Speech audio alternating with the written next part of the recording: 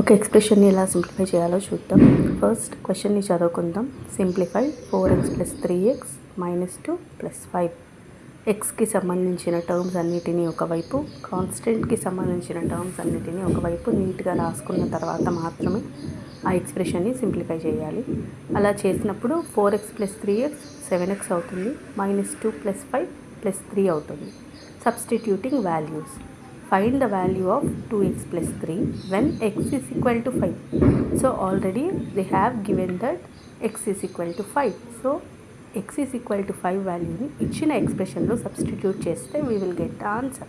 అలా సబ్స్టిట్యూట్ చేసినట్లయితే 2 × 5 + 3 10 + 3 is equal to 13.